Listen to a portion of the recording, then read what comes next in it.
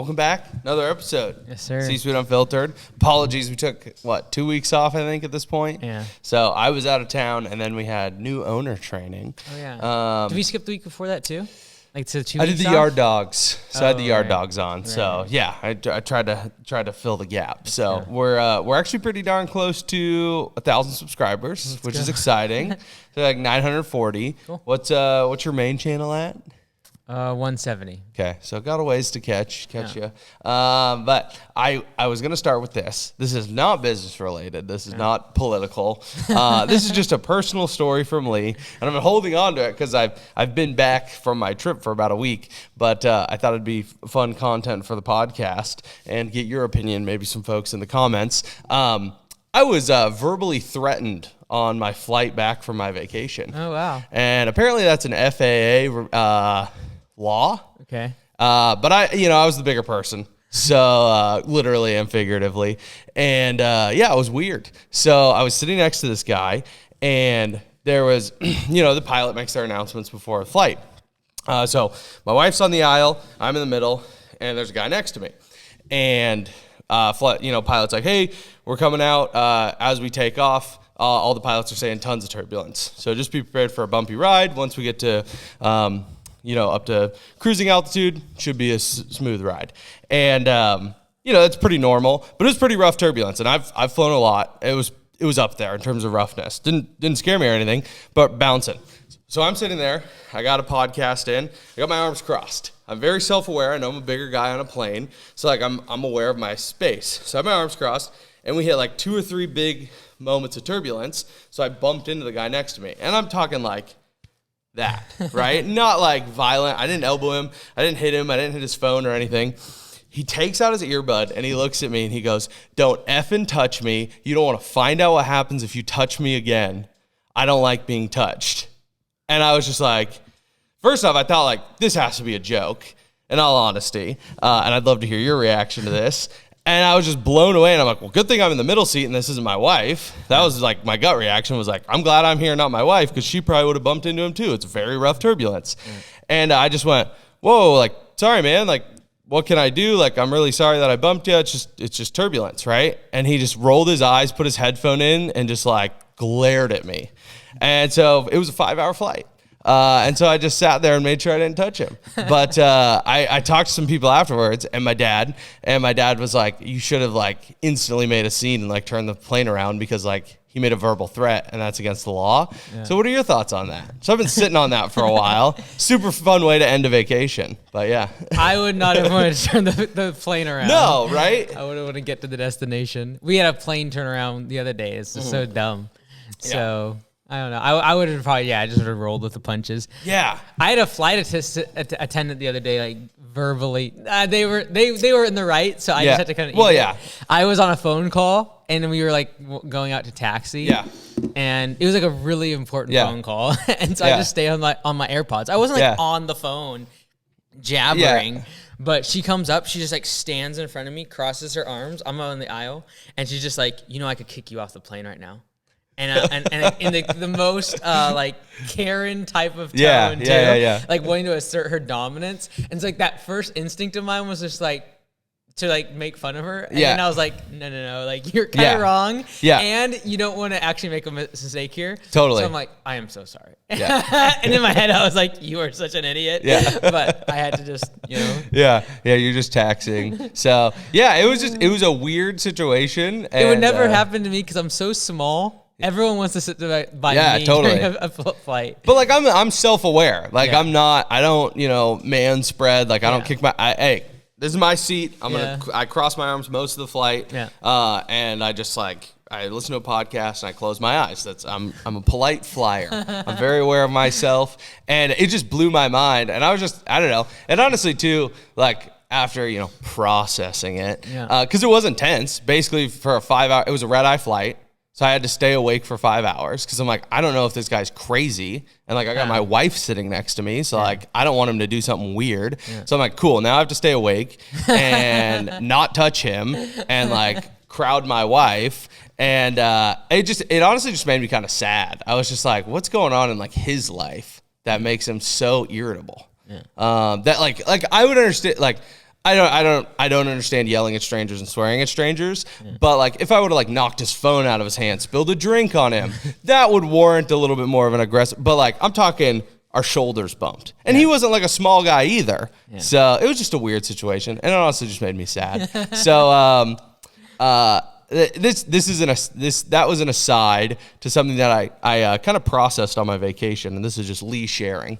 So feel free to add your comments. But people kind of have like a brand, right? And I you and I have had a conversation like, yes, this is a podcast. Yes, we're doing content. Yes, I would like to monetize this, but I don't want to be like, famous or like have like a brand. But I do like that, certain brands or certain people have like slogans or sayings. It's like yours is, changing the level of professionalism in the lawn care and landscape industry. Would you say that you have like other brands or phrases that like you want to work on long term, or is that really it? Or is it going to shift to kind of changing the level of professionalism in home services? Like, what's your thoughts on that for yourself?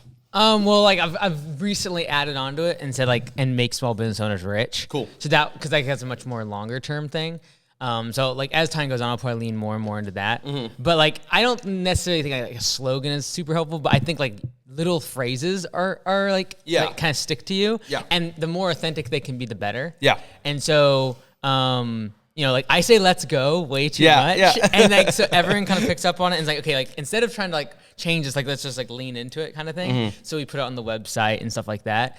And there's other things I do that are like weird and a little funky. Yeah. And so like, I think just like leaning into those like is not a bad thing when you're trying to brand yourself necessarily. So yeah. So I was thinking about too, and like I'm not a business owner, but I'm in a business ownership space. Obviously, I coach business owners. I work with business owners. I work with you at what we would consider a pretty aggressive startup. So I get to see a lot of business ownership. But I was like, I don't want to be like cheesy and like have like a personal brand that's like about like business ownership, because like, you come up with a slogan? That'd be fake. Yeah, I did. I kind of did, but it was more of a like, what are the ways in which I want to live my life, right? And like at business have core values, right? Yeah. Or in your family you might have like family rules, or like this is like you and I are both Christians, so it's like there are verses that we hold to, like my wife and I have like paintings of verses in our house, like things that you live by that are like your creed, your ethos, whatever. So I was talking with my wife on vacation, and then that situation happened, and I kind of finalized it. So you want to know my new?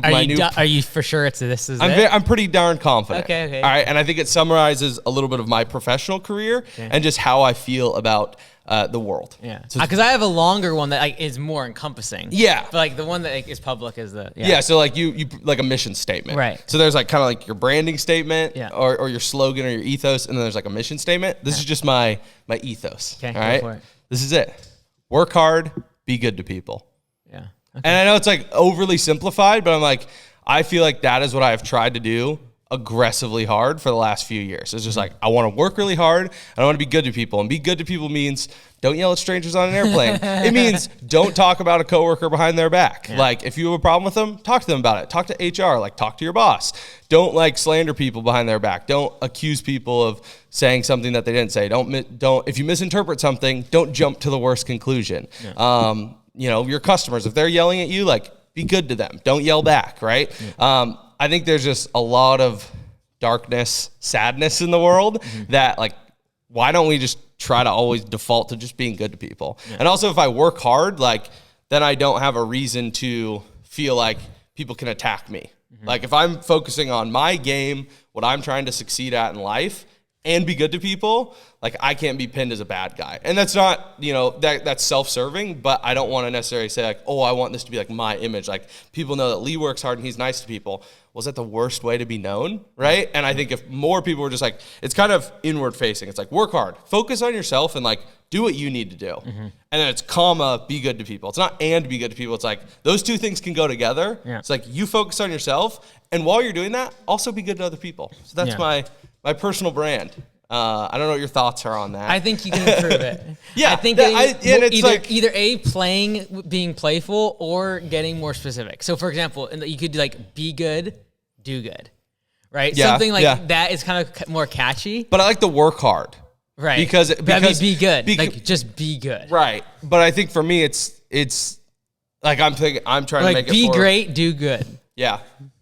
I'm just saying. I think it's a good. I know where you're going from, going to, but I think it sometimes everyone looks at it differently, right? Like the question is like, is it something that you can recite in your brain and it is like the standard for what you do, right? And if that's specific enough, that's all you need. And so, good is just the interpretation. That's the part where it's tough. But the same thing is like professionalism and like raising the level of that is also pretty vague too. Right. So it's just like, how specific do you want to get? Because then it starts to get where you can't use it in most scenarios. But like that one's nice and broad because you could use it in basically any scenario. Well, and I like the be good to people because be good is, well, that can also be like, well, I'll be good to myself, but that can be selfish. Interpreted as being selfish. Whereas it's be good to people, like, or be good to others. I don't know.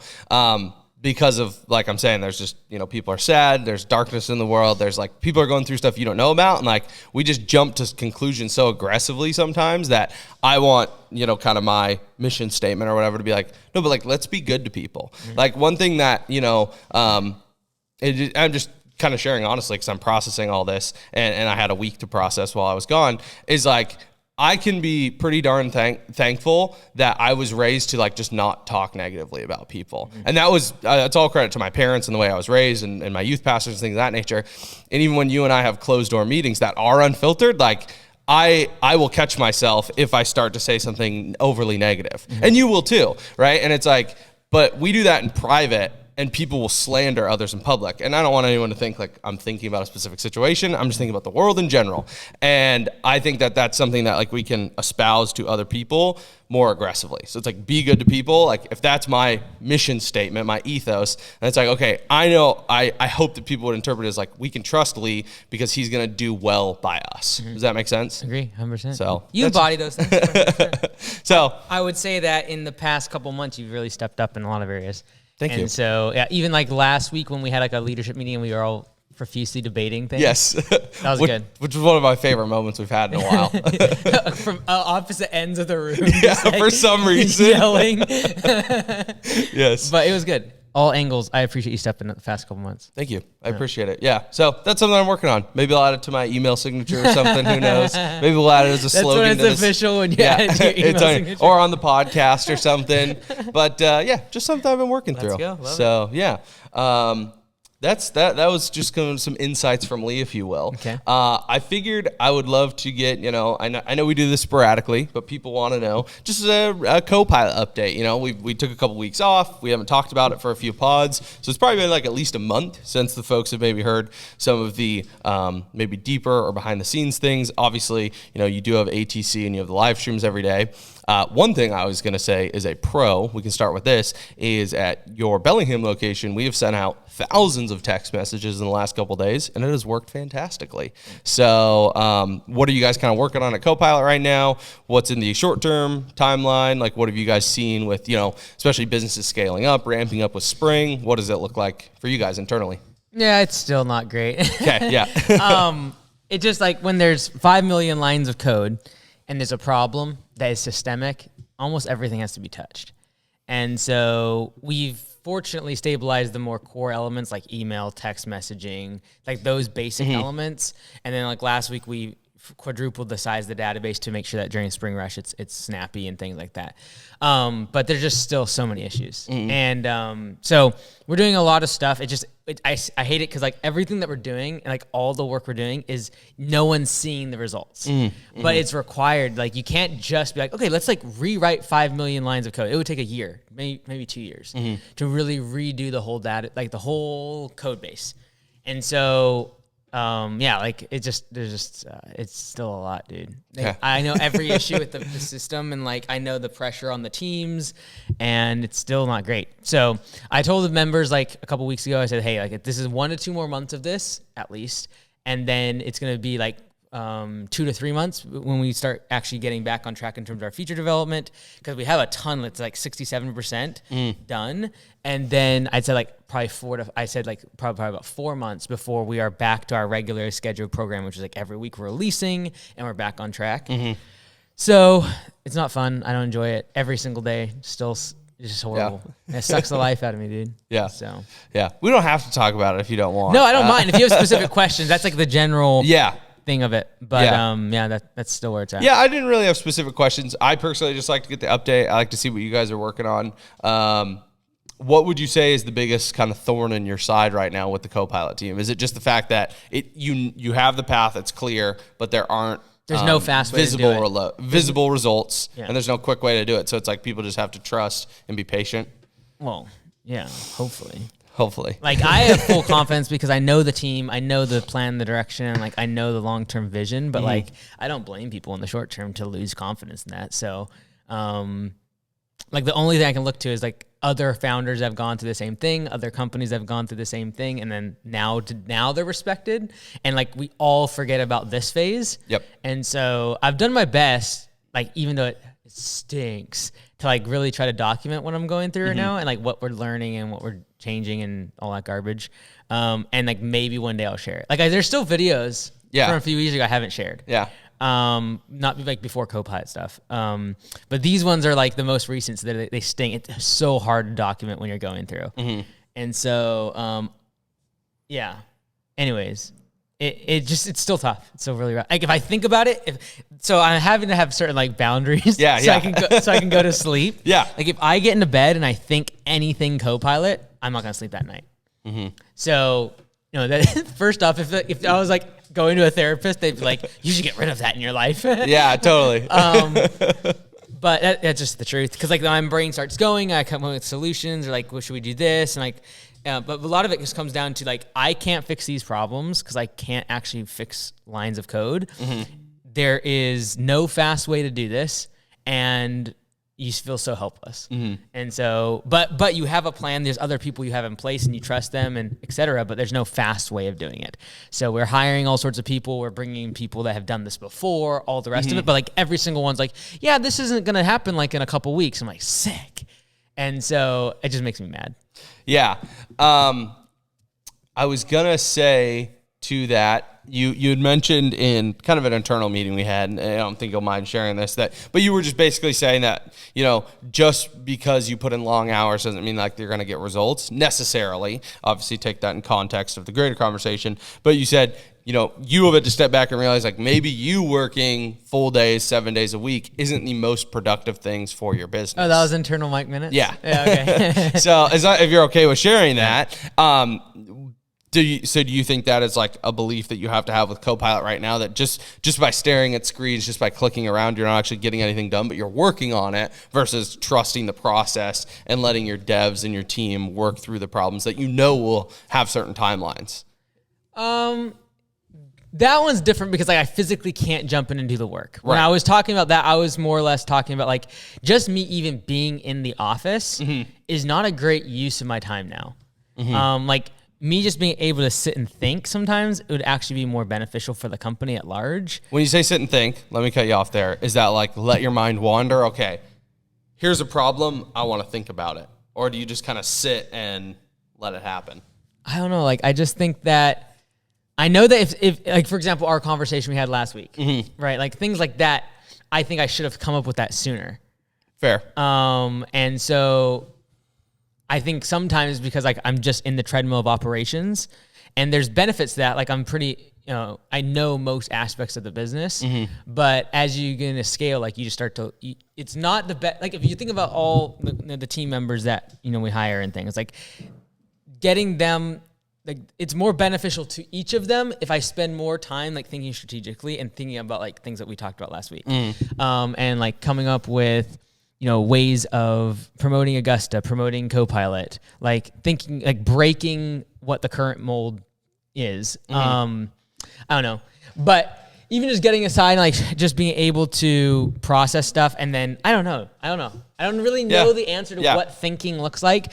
I just know that me making one really good decision is probably better than a month inside the office, like doing meetings and talking to people and that sort of thing. But you also need that information, like the intel of all those meetings and things, to know what to think about and what problems to solve. And so I've been trying to make when I'm flying more into thinking time. So sometimes it's just like, if I have the remarkable, but sometimes I don't know what to think about. Like I know operationally we're doing, and we're pretty quick on making decisions. So it's not like I need to like think about a decision.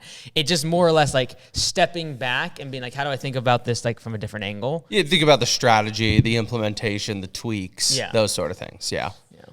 And I think in kind of slightly related, but stepping into more my perspective, that conversation we had last week, I'm thankful it happened, but there are times where I feel like I don't want to bring those topics to you because I know you have so much on your plate. But then at the end of it, I was like, that was extremely fruitful, not only for us to just like debate it and like all get on the same page, but also like to produce a result that will hopefully help others.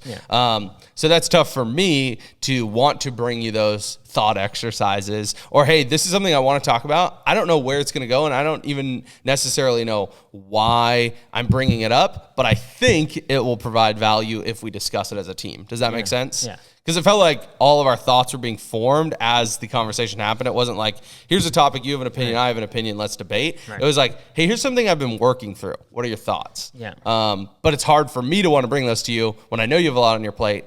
But if those exercises help you, then maybe it is a positive to bring those to you.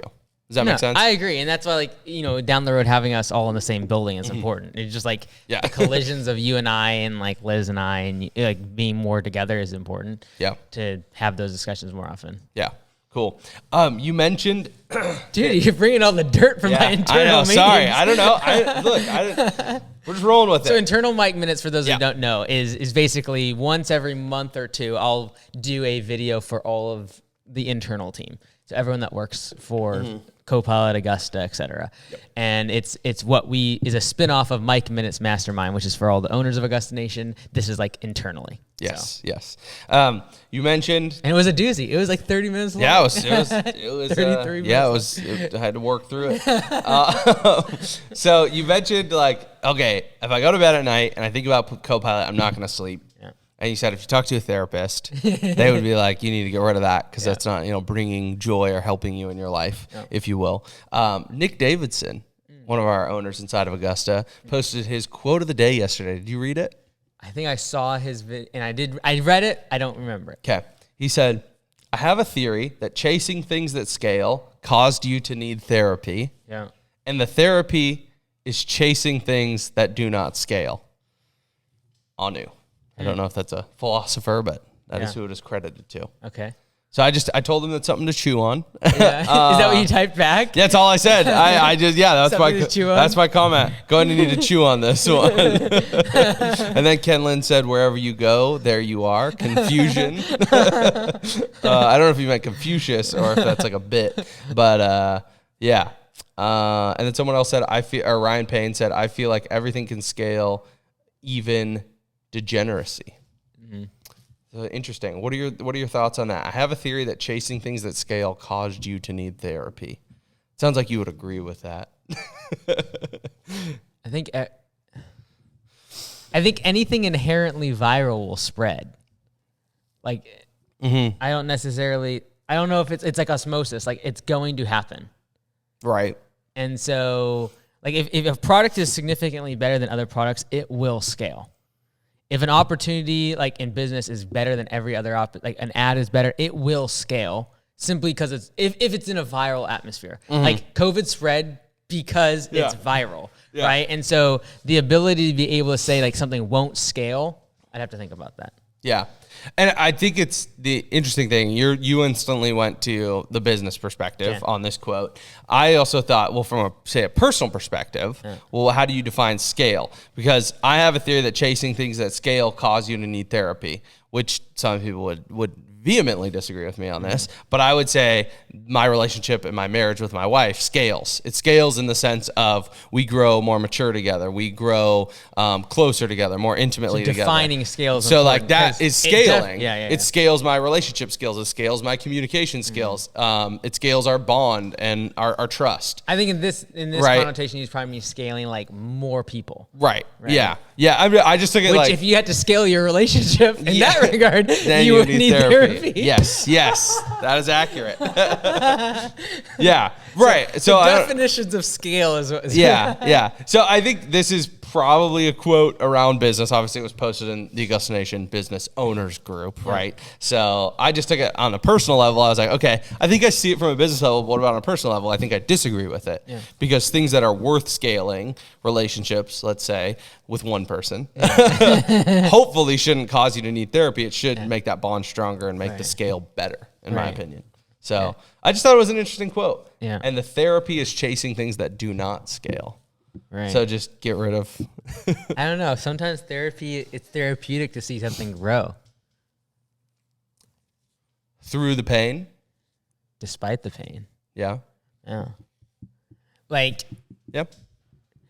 It just depends on what you're trying to accomplish with this, because like it's a matter of like, okay, well in that you have now an infinite loop. It's like, okay, you chase things to grow, and then that allows you get a therapist and they say, okay, do things that do not grow. Well, if your desire is to build things that grow, and in this case I'm defining scaling as growing, right? Like, then like, are you going to live an unfulfilled life if that's what you're yearning for?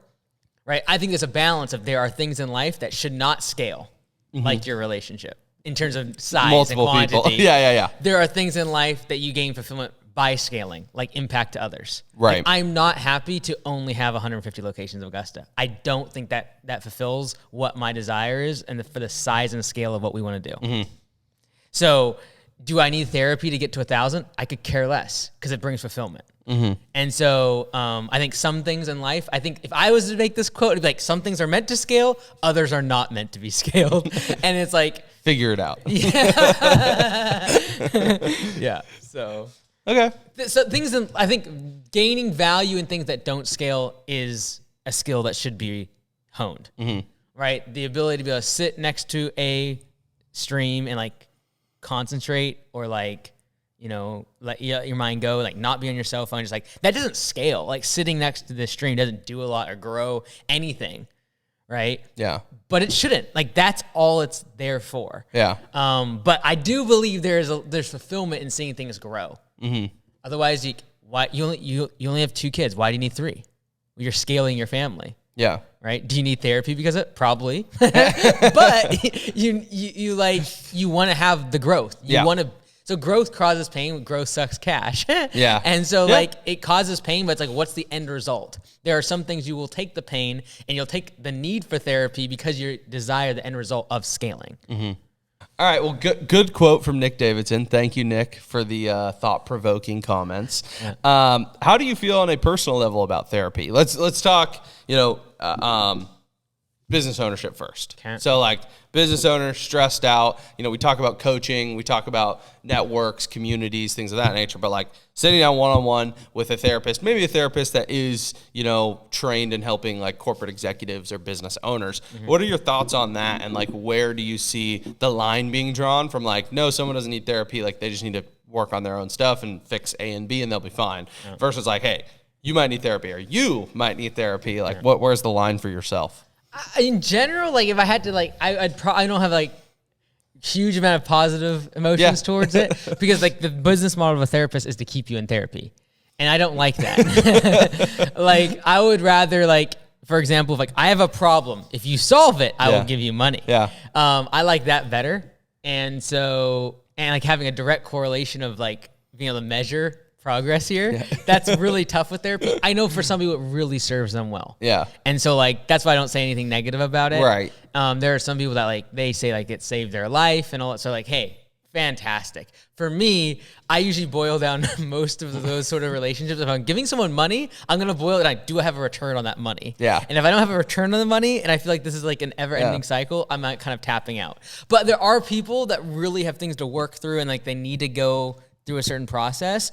But I just don't understand sometimes when people go for years and years and years and like they don't change. And I want to make sure I'm very clear. Like I want, at least right now, it to be more kind of, for like business owners, things of that nature. Okay. Like that's the challenging personal part. Like there are genuine personal traumas that like I am 100% pro therapy. I want to be very clear on that. I know you are too. But like from a business owner's perspective, just dealing with stress. Like stress or like time management or the business sucking cash. It's the life you choose to live. Yeah. If I didn't want to have CoPilot, I would have done what I said 2 years ago and not never opened it because I knew it was a can of worms. Right. So like I don't have to do that. I decided to do it. So like, do I need a therapist to get through it? No. If you really don't want to have that pain, don't pick it up. Right? If you don't want to have the pain of sore muscles, don't pick up heavy weights. It's not rocket science. And then if you're like, well, I must get through this. Okay, that's when it's like, okay, do you need support in the short term to get through a painful time? The thing with business is just fix the problem in the business and the pain will go away. And so for me, it's like, even though like I have a coach, like we don't talk about therapy type stuff very much, but he'll bring stuff up occasionally based on what I say. And it's more a matter, I think, of like, what is the root cause of the issue? If the root cause of the issue is I have trauma, or I have like all this stuff, and again, trauma is like a word I'm not a huge fan of, but like, you know, these type of things, like, then maybe you need some help getting through that personal thing. Right. But when it talks about like the business is an optional thing. No one forces you. Like, you are forced to have certain parents. You are forced to have a family. You are forced to have gone through things in your childhood. Totally. Those are things that you can't get away from. Yep. But you can choose business. Fair. And so I don't think that's like, well, I need the therapist to get through this in business. Maybe in the short term, but if I need them long term, it's like, just drop the business, right? And so like, it's just, you have choices, and I have chosen to do this. And if I did not want that pain, and I felt that the pain was greater than the reward of where I want to go, I should drop the thing. And so, in general, not a huge fan for business owners. The problem is too, like, if a therapist is really good at business and can actually help a business owner, guess what they have? A business of their own.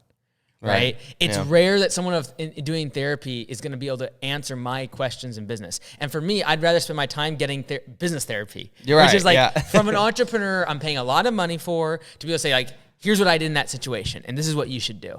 And like hiring consultants, like as much, I only like consultants. I like employees of current companies that I admire and have gone through what we've gone through. That's what I'm currently hiring. Like, I know these people have seen this before, and they give you that reassurance, like, hey, you're going to be fine. We've gone through this before. It's like, okay, someone's seen it, done it, and like, it's going to be okay. And here's the solution, and here's what we're going to have to do to fix it.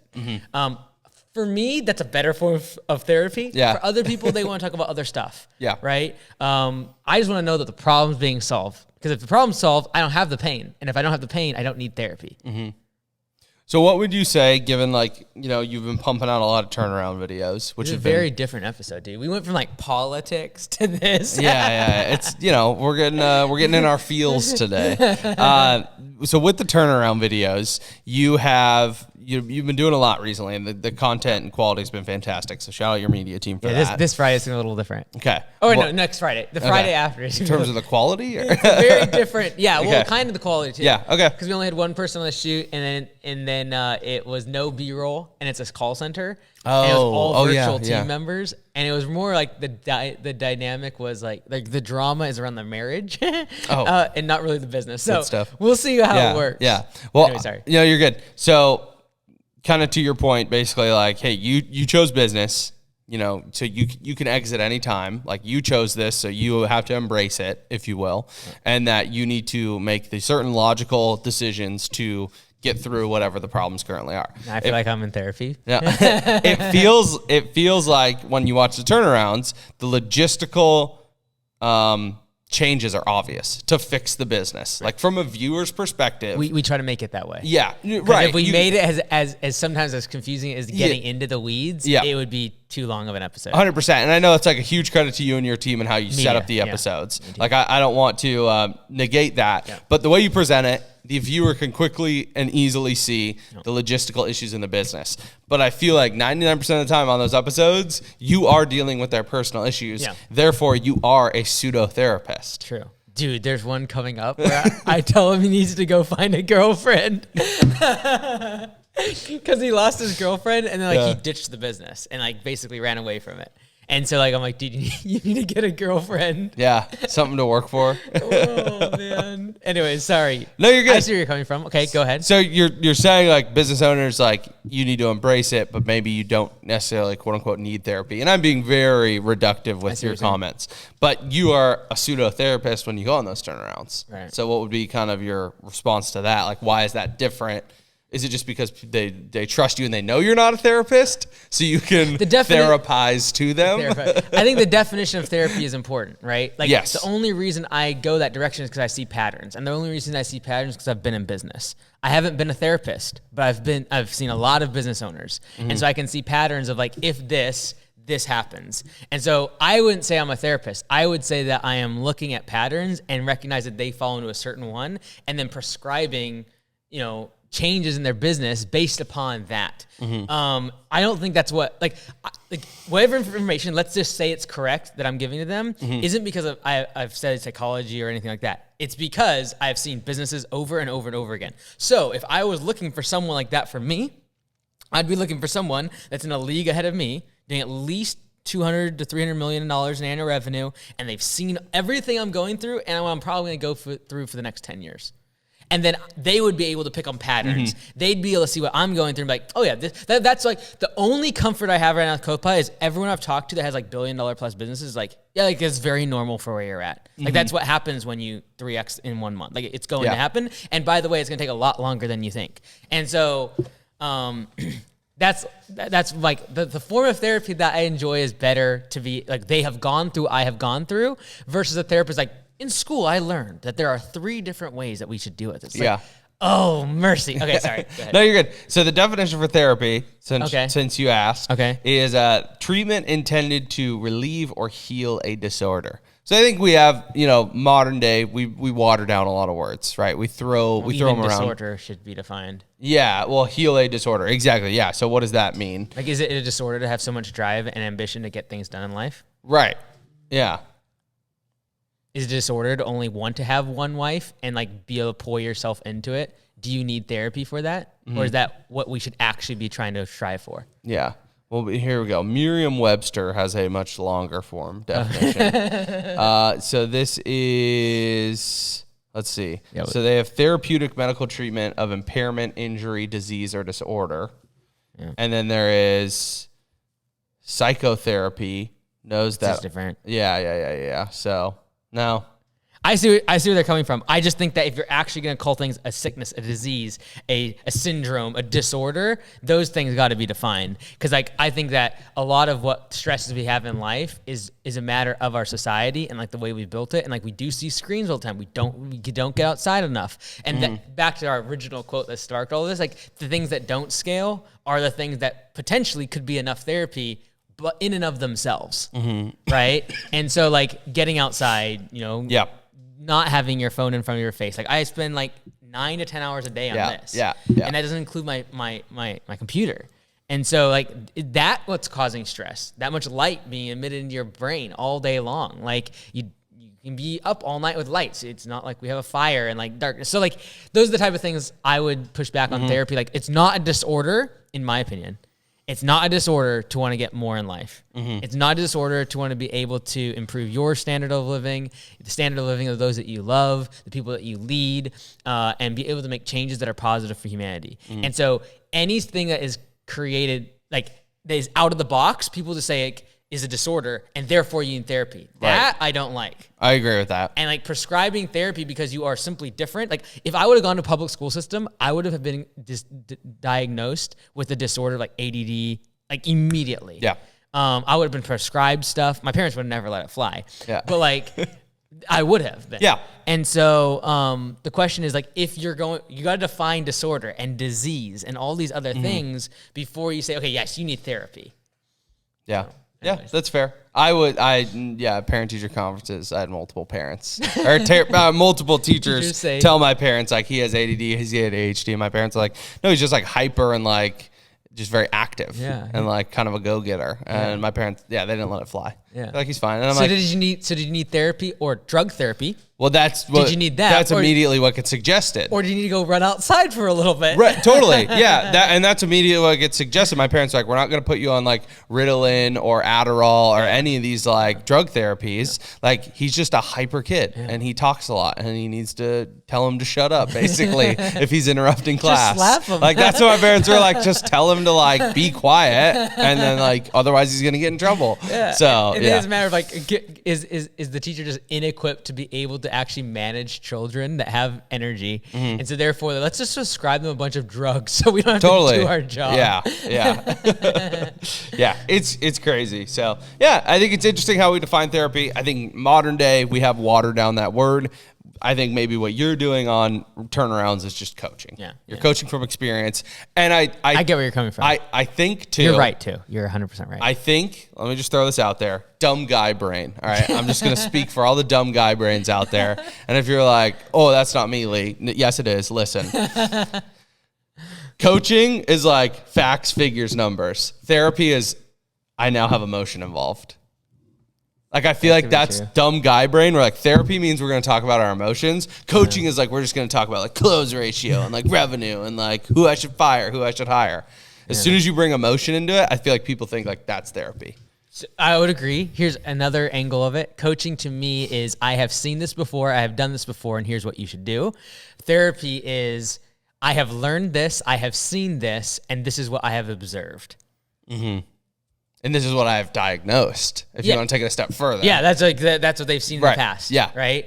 They've seen patterns, they've observed. Yeah. A coach, to me, a valuable coach has done there, been that, doing the same thing as you, etc. Because a coach can also just be alongside you. It doesn't necessarily always have to be above you, but they've done it. They're doing it. They're in the middle of it, at least. Yeah, I like it. Very cool. Therapy. Maybe we should have the coaching program at Augusta and the therapy program. Yeah, so it's like, on your coaching program, don't bring up your emotions. Oh, man. And then the other one's like scale of 1 to 10. Yeah. And it's the like sad face to like happy face. Or it's like, 0 is like a crying face. Yeah. Before you enter this, like, let's rate your day on a scale of 1. Oh, we'll mail you a box of sage. You can burn some sage. Depending on how we end this conversation, we'll see which essential oil we'll send to you. I'm a big lavender guy. I don't know about you. Dude, lavender's great. Yeah, it is. if you have a problem with like if you're allergic to grass and you get all like nasaled up, have some lavender going, dude. It does clear your nasal passage. Are your allergies starting to kick up? Mine are. Really? Yeah, no, mine have already. No. Yeah, it's horrible. I don't know if it's because like since I started traveling a ton or not, but like I have way less allergies. That's nice. That's good. Cool. Yeah. Well, any not financial advice for the people? I don't have anything in my brain. Go ahead. I don't either. Really? I've had like 2 weeks to think about it. I was going to throw this out there. I had something literally a week ago, and I don't think I wrote it down. No, I've had 2 weeks to think about it, and don't have anything, and I don't want to give any advice if I don't have any. Okay. So what I will say is this. Okay. If you have employees, just know for the next couple of days, next couple of weeks, they might not be working as much. Why? Because March Madness. Oh, March Madness. Are you into March Madness? Very into it. We did a bracket last year. Oh, really? Yeah, we did a bracket, and that's why Dustin came on. So I apologize. We didn't do that this year. Man, I have no idea what's going on with that stuff. Oh, it's just awesome. It's just like in the next 4 days, there's like, what is it, like 60-something basketball games? It's awesome. Okay, here's my non-financial advice, because we occasionally like to go stocks.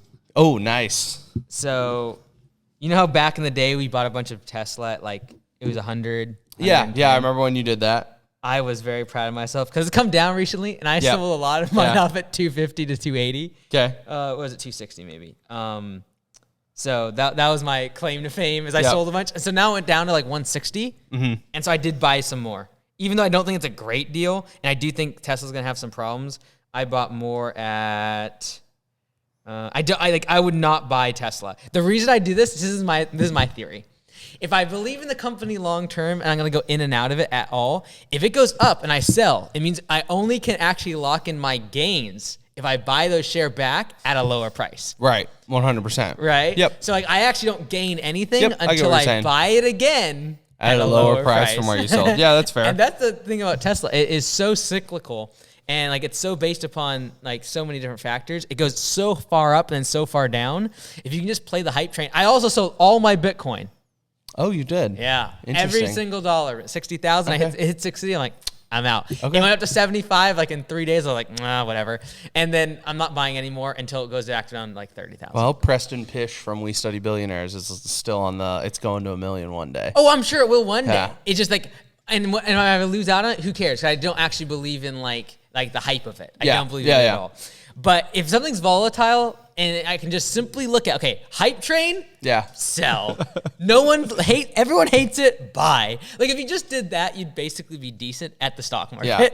Yeah. But no one can. It is so difficult. Like when everyone's bagging on something to buy it. And then when everyone's just like, it's amazing, it's going to $1 million. Yeah. Everyone that's when I'm like, that is simply the determining factor on those. Like Bitcoin and Tesla are the two that I kind of swing trade. Yeah. Well, the crazy thing is I just pulled up Tesla's year. I have to do a caveat. This is like less than 0.25% of my net worth. Yeah. It's totally. so small. Yeah. Sorry, go ahead. No, you're good. I was going to say, just look at the year chart for Tesla. Not year to date, but the last year.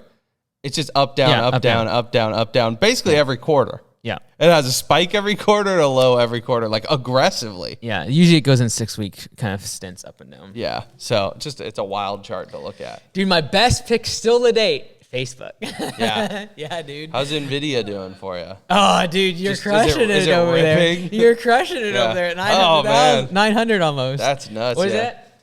Yeah, 889. Yeah, dude, it's been riffing, dude.